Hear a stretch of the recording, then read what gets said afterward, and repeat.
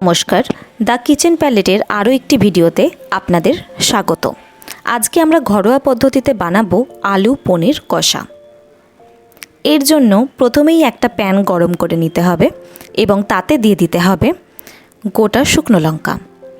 এরপরে আস্তে আস্তে এক এক করে দিয়ে নিতে হবে 2 টেবিল স্পুন গোটা জিরে, 2 টিস্পুন গোটা ধনে এবং 2 টিস্পুন গোটা মৌরি।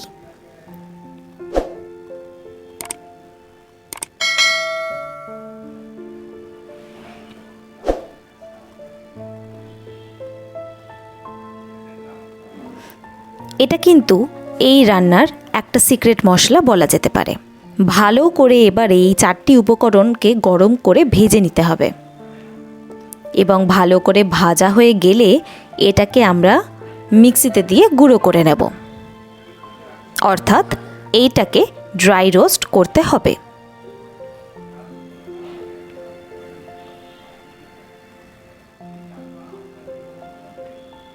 ব্যাস, হয়ে গেল সিক্রেট মশলা তৈরি। এই মশলাটা শুধু আলু পনির কষা না, যে কোনো রান্নাতেও আপনারা ব্যবহার করতে পারেন। এরপরে কেটে রাখা আলুগুলোকে ভেজে নেব। তার জন্য কড়াইয়ে একটু তেল গরম করে নিতে হবে। এখানে আমি সাদা তেল ব্যবহার করেছি। এরপরে দিয়ে নিতে হবে 1/2 টিস্পুন লবণ, 1/2 টিস্পুন হলুদ গুঁড়ো এবং 1/2 টিস্পুন লঙ্কার গুঁড়ো।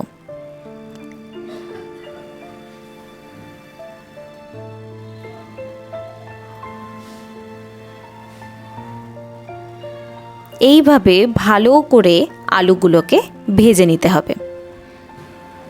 একদম লাল লাল হয়ে ভাজা ভাজা হয়ে এলে আলুগুলোকে নামিয়ে নেব। এরপরে রান্নাটি করার জন্য অন্য একটা কড়াই গরম করে নেব এবং তাতে দিয়ে দেব সাদা তেল। সাদা তেল এখানে আমি 2 টেবিল স্পুন মতো ইউজ করেছি। রান্নাটি সুস্বাদু হওয়ার সাথে সাথে হবে ভীষণ হেলদি। এই রান্নায় ফোড়ন হিসেবে ব্যবহার করেছি তেজপাতা, গোটা শুকনো লঙ্কা এবং 1.5 টিস্পুন গোটা জিরে। এরপর দিয়ে দিতে হবে 3 টেবিল স্পুন আদা রসুন বাটা। এরপর 3 টেবিল স্পুন পেঁয়াজ বাটা। এরপর ভালো করে মশলাটাকে কষিয়ে নিতে হবে যাতে আদা রসুন বা পেঁয়াজের কাঁচা গন্ধ রান্নায় না থাকে। এরপর পালা মশলা দেওয়ার। তাই জন্য এক এক করে দিয়ে নিতে হবে। প্রথমে সেই সিক্রেট মশলাটা 2 টেবিল স্পুন, 1.5 টেবিল স্পুন দিয়ে দিতে হবে নুন, 2 টিস্পুন হলুদ গুঁড়ো, 1 টিস্পুন শুকনো লঙ্কার গুঁড়ো, 1 টিস্পুন জিরে গুঁড়ো এবং 1 টিস্পুন ধনের গুঁড়ো। ভালো করে মশলাটাকে কষিয়ে নিতে হবে যাতে কোনো কাঁচা গন্ধ রান্নায় না পাওয়া যায়।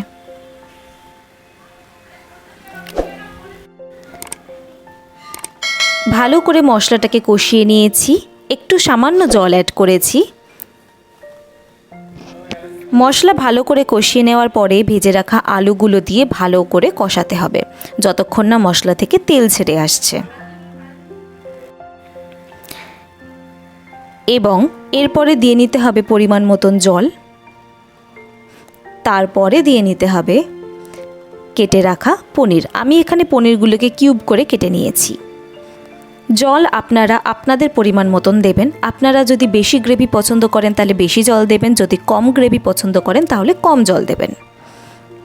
এবং আপনারা এখানে দেখতেই পাচ্ছেন রান্নাটি ভীষণ সুন্দর ঘরোয়া পদ্ধতিতে তৈরি হয়েছে। খুব বেশিক্ষণ ধরে রান্না করার দরকার নেই। রান্নাটিকে ঢেকে রাখতে হবে 10 থেকে 12 মিনিট, তাহলেই রেডি হয়ে যাবে। কারণ আমরা কিন্তু আগে থেকে আলুগুলোকে ভেজে রেখেছিলাম।